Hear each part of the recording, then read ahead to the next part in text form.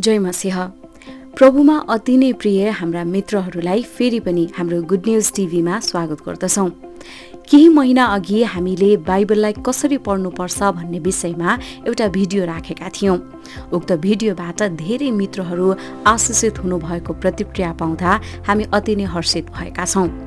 धेरै मित्रहरूले बाइबल अध्ययन सम्बन्धी अरू पनि भिडियोहरू अपलोड गर्न अनुरोध गर्नुभएको थियो। सोही अनुरूप हामीले बाइबल अध्ययनलाई कसरी प्रभावशाली बनाउन सकिन्छ भन्ने विषयमा केही सामग्री तयार गरेका छौं। आशा गर्छौं यस भिडियोले तपाईलाई बाइबललाई अझ राम्रो गरी बुझ्न पक्कै सहायता गर्नेछ। प्रिय मित्रहरू, अंग्रेजीमा एउटा भनाइ छ, the more you read the Bible the more you will love the author. अर्थात् तपाईँ जति धेरै बाइबल पढ्नुहुन्छ उति धेरै यसको लेखकलाई प्रेम गर्न थाल्नुहुनेछ। सम्पूर्ण बाइबल परमेश्वरको प्रेरणाद्वारा लेखिएको छ, तसर्थ बाइबलको वास्तविक लेखक हाम्रा परमेश्वर हुनुहुन्छ। हामी जति बाइबल पढ्दै जान्छौं, जति असल प्रकारले बाइबललाई बुझ्न थाल्छौं, हामी उति धेरै परमेश्वरलाई चिन्न थाल्छौं। जब उहाँको महान प्रेमलाई हामी बाइबलद्वारा थाहा गर्दछौं, तब हामीले परमेश्वरलाई गर्ने प्रेम स्वतः बढ्दछ। यसको लागि बाइबललाई सही प्रकारले बुझ्न जरुरी छ। बाइबलमा निकै गहिरा र गुप्त कुराहरू छन्, जसलाई बुझ्नको लागि खरखर पढ्नु मात्र पर्याप्त हुँदैन। यस भिडियोमा बाइबल अध्ययनलाई प्रभावकारी बनाउन सहायता पुर्याउने केही कुराहरू प्रस्तुत गर्ने जमर्को गरेका छौं। हिब्रू 4:12 पदमा लेखिएको छ कि वचन जीवित र क्रियाशील छ, साथै हाम्रो हृदयको इच्छाहरू बुझ्न सक्छ। हामी यो पनि जान्दछौं कि वचन नै परमेश्वर हुनुहुन्छ। हामी धेरै पटक परमेश्वरको आवाज सुन्ने इच्छा त गर्दछौं, तर सुन्न सकिरहेका हुँदैनौं। दैनिक बाइबल पढ्छौं होला, तर पनि परमेश्वरको आवाजलाई सुन्न सकेका छैनौं होला। यदि त्यसो हो भने अब बाइबल अध्ययनलाई अलि गम्भीरताको साथमा सुरु गर्नुपर्ने हुन्छ। बाइबलको पृष्ठ सकाउने हतारमा होइन, तर तपाईले पढिराख्नु भएको खण्डद्वारा परमेश्वरले के भन्न खोज्दै हुनुहुन्छ त्यो कुरालाई महत्त्व दिनुहोस्। परमेश्वर वचनद्वारा हामीसँग बातचित गर्न चाहिराख्नु भएको हुन्छ, तर हामी अन्यत्रै व्यस्त भइराखेका हुन्छौं। त्यसकारण वचन अध्ययनमा समय खर्च गर्नुहोस्, ध्यानपूर्वक वचन मनन गर्नुहोस् अनि परमेश्वरलाई बोल्ने मौका दिनुहोस्। याद गर्नुहोस्, तपाईँ जति धेरै वचन अध्ययनमा समर्पित हुनुहुन्छ, परमेश्वरको आवाज उति प्रष्ट रूपमा सुन्नुहुनेछ। पहिलो कुरा, यदि तपाईँ नयाँ विश्वासी हुनुहुन्छ भने नयाँ करारबाट बाइबल पढ्न सुरु गर्नुहोस्। यसो गर्दा तपाईले येशू ख्रीष्टको बारेमा बुझ्नुहुनेछ। विशेष गरी नयाँ करारको अघिल्ला 4 पुस्तकहरू मत्ती, मर्कुस, लुका र यूहन्ना। यी पुस्तकहरूद्वारा तपाईले येशू ख्रीष्टको जन्म, उहाँले सिकाउनु भएको शिक्षा, क्रुसीकरण र येशूको पुनरुत्थान बारे राम्रोसँग बुझ्नुहुनेछ। तब तपाईले पुरानो करारलाई पनि बुझ्न सक्नुहुनेछ। यी 4 पुस्तकहरूलाई सुसमाचारको पुस्तक पनि भनिन्छ, कारण येशूलाई चिन्नु महत्त्वपूर्ण कुरा हो। बाइबलले बताएको छ, पुत्रबाट बाहेक पिता कहाँ हामी जान सक्दैनौं। त्यसकारण समग्र बाइबललाई बुझ्न अघि येशू ख्रीष्टको जीवनलाई बुझ्न जरुरी छ। तपाईले पुरानो करारबाट सुरु गर्न पनि सक्नुहुन्छ, तर कति कुराहरू छन् जुन तपाईले नयाँ करारबाट सुरु गर्दा अझ राम्रोसँग बुझ्न सक्नुहुनेछ। त्यसकारण यदि तपाईँ नयाँ विश्वासी हुनुहुन्छ र बाइबल अध्ययनलाई निरन्तरता दिन चाहनुहुन्छ भने पहिले नयाँ करारबाट सुरु गर्नुहोस्। यो तपाईको निम्ति फाइदाजनक हुन सक्छ। बाइबललाई राम्रोसँग बुझ्नको लागि आफूले पढेको खण्डबाट बुझेको कुरा वा त्यो खण्डबाट परमेश्वरले देखाउनु भएको कुरा लेख्ने बानी गर्नु अति आवश्यक छ। प्राय हामी सुनेका र पढेका कुरा बिर्सन्छौं, तर हरेक पटक लेख्ने बानी छ भने लामो समयसम्म सुरक्षित राख्न सकिन्छ। साथै आवश्यक परेको खण्डमा प्रत्येक पटक उक्त कुरालाई दोहोर्याएर पढ्न सकिन्छ। यर्मिया अगमवक्तालाई परमेश्वरले आफूले भनेका कुराहरू एउटा पुस्तकमा लेख्न लगाउनु भएको प्रसङ्ग हामीलाई याद नै छ। बाइबल अध्ययनको एउटा निश्चित समय छुट्याउनुहोस् अनि एउटा डायरी पनि साथै राख्ने गर्नुहोस् अनि परमेश्वरले वचनद्वारा तपाईसँग बोल्नु भएको कुरालाई टिपोट गर्ने बानी गर्नुहोस्। यसले तपाईलाई निकै सहायता पुर्याउनेछ। आजभोलि प्रविधिले हाम्रो दैनिक जीवनलाई निकै सहज बनाएको छ। जटिलभन्दा जटिल काम हामी एक बटन थिचेको भरमा गर्न सक्छौँ। कहिलेकाहीँ लाग्छ सारा संसार हाम्रो हातमा भएको मोबाइलभित्रै छ। हिजो आज बाइबल पनि मोबाइलमा नै उपलब्ध हुन थालेको छ। धेरैको लागि यो कुरा खुसीको विषय बन्ने गरेको छ, कारण अब तपाईले मोटो अनि भारी बाइबल बोकी हिँड्नु पर्दैन। तर हामी तपाईलाई आफ्नो व्यक्तिगत लिखित बाइबल नै बोक्न प्रोत्साहन गर्न चाहन्छौँ।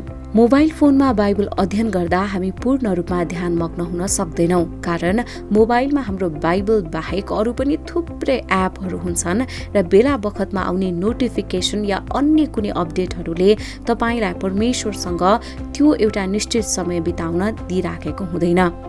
फोनमा हाम्रो अन्य कुराहरूमा पनि ध्यान जान सक्छ।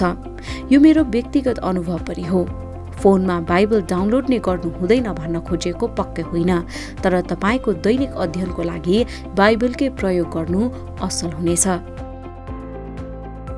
बाइबल पढ्दा यो कुरा याद गर्नुहोस् कि परमेश्वर परिवर्तन हुनुभएको छैन। हिब्रू 13:8 लेखिएको छ, येशू ख्रीष्ट हिजो आज र सदा सर्वदा एक समान हुनुहुन्छ। हामी बाइबलमा घटेका घटनाहरू पढ्छौँ अनि परमेश्वरले गर्नुभएका महान अनि उद्धारका कार्यहरू थाहा गर्छौँ अनि भन्ने गर्छौँ यो सबै त्यो समयमा भएको थियो। तर यो कुरा याद गर्दैनौँ कि मूसाको सामु आफैलाई प्रकट गर्ने परमेश्वर, अबलाई डोर्याउनु हुने परमेश्वर, दाउदलाई सुरक्षा दिनुहुने परमेश्वर एकै हुनुहुन्छ। आज तपाईँ र मसँग हुनुभएको परमेश्वर पनि उहाँ नै हुनुहुन्छ। आजको समयमा न त उहाँको शक्ति कमजोर भएको छ, न त उहाँको प्रेम नै कम भएको छ। बाइबल अध्ययन गर्दा कथा कहानी जस्तो पुरानो बितिसकेको घटना जस्तो गरी मात्र नलिनुहोस्। मूसा, अब्राहम अनि दाउदसँग हुनुहुने परमेश्वर आज तपाईसँग पनि हुनुहुन्छ। जसरी त्यो समयमा परमेश्वरले काम गर्नुभयो, आज पनि परमेश्वर सोही अनुसार काम गर्नुहुन्छ। यसकारण परमेश्वरको जिउँदो अनि शक्तिशाली उपस्थितिलाई आत्मसात गरी बाइबल पढ्ने गर्नुहोस्, ताकि उहाँको शक्ति र क्रियाशीलतालाई तपाईले आफ्नो जीवनमा दैनिक अनुभव गर्न सक्नुहुनेछ। तपाईँ बाइबल अध्ययनलाई प्रभावशाली बनाउन चाहनुहुन्छ भने बाइबल पढ्नुलाई आफ्नो जीवनशैली बनाउनुहोस्। बेला मौकामा मात्र बाइबल पढ्ने होइन, तर हर दिन जसरी तपाईँ नित्य कर्म गर्नुहुन्छ त्यसै गरी बाइबल अध्ययनलाई पनि आफ्नो दैनिकीभित्र समावेश गर्नुहोस्।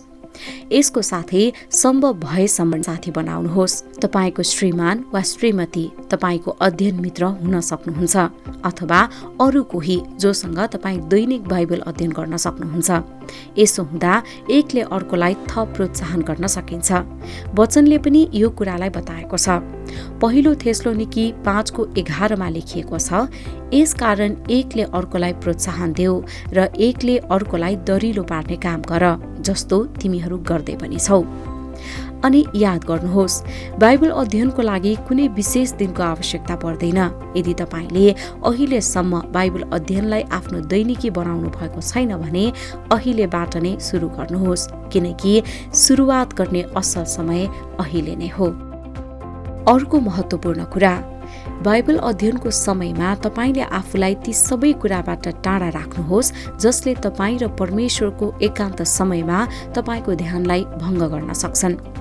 प्रत्येक दिन एक निश्चित समय र स्थान तय गर्नुहोस् जहाँ पूर्ण रूपमा परमेश्वरको उपस्थितिमा उहाँसँग बातचित गर्न सक्नुहुन्छ, बाइबल पढ्न र मनन गर्न सक्नुहुन्छ। याद गर्नुहोस्, सानोभन्दा सानो कुराले पनि तपाईको ध्यानलाई पूर्ण रूपमा परमेश्वरबाट संसारतिर मोडिदिन सक्छ। तसर्थ यो कुरालाई गम्भीरतापूर्वक विचार गर्नुहोला। तपाईलाई अध्ययनमा बाधा दिने धेरै कुराहरू हुन सक्छन् र यी कुराहरू व्यक्तिपिछे फरक फरक हुन सक्छन्। तसर्थ आफूलाई कुन कुराले एकदम बाधा दिइरहेको छ सो थाहा गर्नुहोस्। बाइबल अध्ययन गर्दा हामी थुप्रै त्यस्ता शब्दहरू भेट्टाउँछौँ जसको सठिक अर्थ हामीलाई थाहा नहुन सक्छ। हामी प्राय ती शब्दहरूलाई त्यत्तिकै छोडेर अगाडि बढ्छौँ। कतिपय समयमा उक्त शब्दको अर्थ थाहा नहुँदा पुरै पदमा भनिएको कुरा पनि बुझ्दैनौँ। यस्तो अवस्थामा हामी बाइबल शब्दकोशको प्रयोग गर्न सक्छौँ या अग्रज व्यक्तिहरूसँग जानकारी लिन सक्छौँ। नबुझेका कुरालाई व्यवस्था गरी अघि नबढ्नुहोस्, तर बाइबललाई राम्रोसँग बुझ्नको लागि हरेक कुराहरूको सठिक अर्थ थाहा गर्नुहोस्, ताकि तपाईले त्यस पदमा भन्न खोजेको कुरा असल प्रकारले बुझ्न सक्नुहोस्। यो एउटा अभ्यासले पनि तपाईको बाइबल अध्ययनलाई अझ प्रभावशाली बनाउन सक्छ। आफूले बाइबल अध्ययनबाट सिकेका कुरालाई दैनिक जीवनमा लागू गर्नुहोस्। यो कुरालाई हामीले अघिल्लो भिडियोमा पनि समावेश गरेका थियौं। फेरि पनि स्मरण गराउँदैछौं, कारण यो अति महत्त्वपूर्ण कुरा हो। जबसम्म तपाईँ सिकेका बुझेका कुरालाई व्यवहारमा उतार्नुहुन्न, त्यसको कुनै औचित्य रहँदैन। अर्को एउटा कुरा पनि गर्न सकिन्छ, आफूले सिकेका कुरा कुनै अर्को व्यक्तिलाई सिकाउने।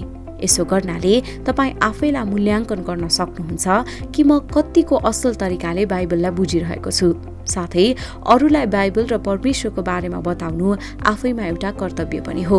त्यसैले आफूले जीवनमा लागू गर्नुहोस् र अरूलाई पनि सोही गर्न सिकाउनुहोस्। प्रिय मित्रहरू, आशा गर्दछौं यस भिडियोले तपाईलाई आफ्नो बाइबल अध्ययनलाई थप सहज र प्रभावशाली बनाउन सहयोग गर्नेछ। अन्त्यसम्म हेरेर साथ दिनुभएकोमा आभार व्यक्त गर्दछौं। यदि तपाईले अहिलेसम्म यस च्यानललाई सब्स्क्राइब गर्नुभएको छैन भने सब्स्क्राइब गरी कृपया नोटिफिकेसन बेल अन गर्नुहोला। परमेश्वरको निगाह तपाईको जीवनमा रहिरहोस्। जय मसीह।